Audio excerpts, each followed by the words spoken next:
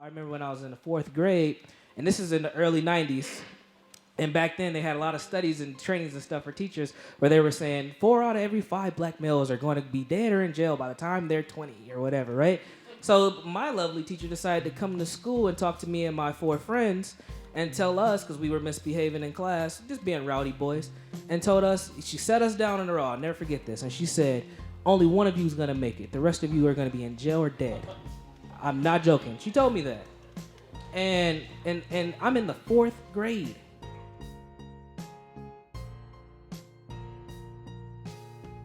I think of identity as a psychosocial phenomenon. That's to say that I'm not just who I think I am, but who I think I am intersects with a broader community, and they have other thoughts about who I am. There has been a devaluation. There's been a disruption in the socialized identity of young black men.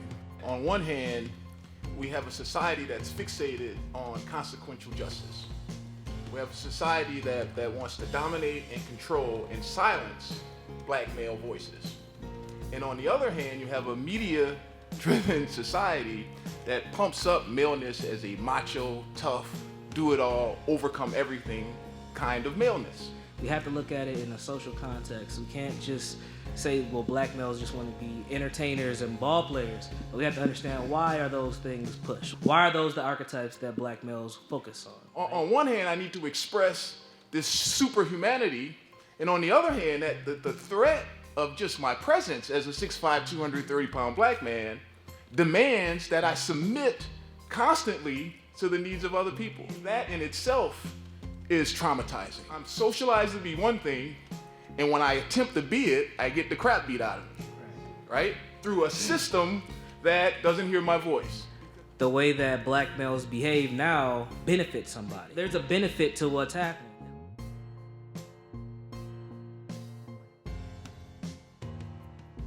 Historically, prior to slavery, black people in this country anyway, came from cultures, tribes that were rich in history and practices around marriage and relationships.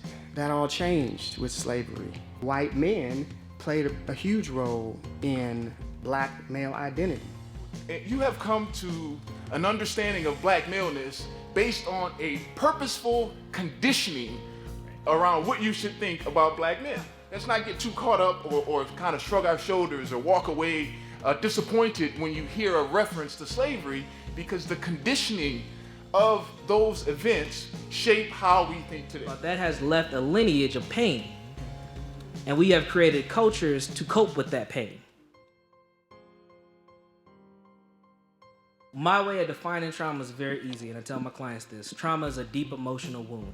A lot of the trauma that we see in our community is normalized. So for a lot of the folks that I deal with, the things that they see as traumatic and I see as traumatic are 2 different things. And you got folks walking around who have been greatly traumatized but don't think that they have, but don't think that it's any great big deal.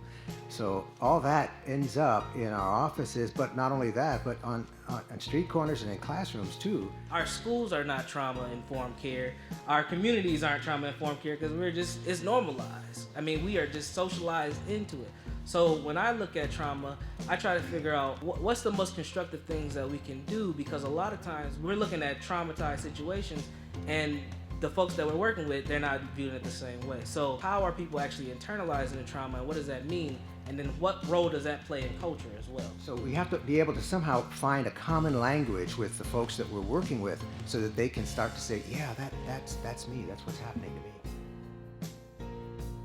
I'm working right now with a young man who's about 19 years old. He's been diagnosed with depression. One of the strategies in therapy is to get him angry, and he refuses to get angry because he has suffered dire consequence at the result of him expressing his need through anger. So now that he's in a safe place in a therapy room, he refuses to become angry. He denies that he's angry, pretends that the things that have happened to him don't bother him. Part of the difficulty in expressing that vulnerability is you have to allow yourself to do something that you have suffered major consequences for if you do it.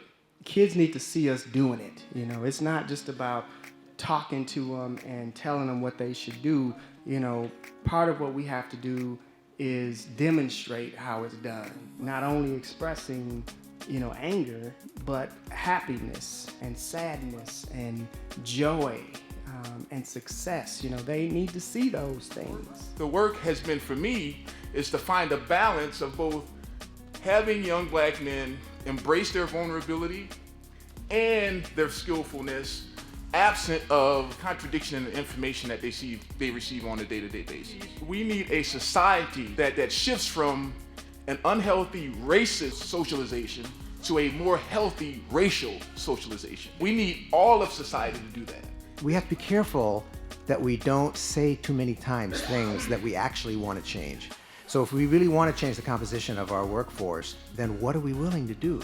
How are we willing to do things differently so that we can have a different outcome? That's a little harder to do than just to recite the facts. We will get into these systematic conversations and keep pointing at a system, and then nothing changes until we start looking at ourselves, right? And we have to keep doing that. To do some of the things that we're talking about, we're going to have to be vulnerable. It's not enough to say Al Sharpton or Jesse Jackson should have fixed this by now. Right? So we all need to participate in this. This needs to be a thing that white people embrace. It's not just black males who are going to teach and raise black males. You all have things to add, things that I can't add. I think everybody has a part to play in making better outcomes for African American youth, and particularly males.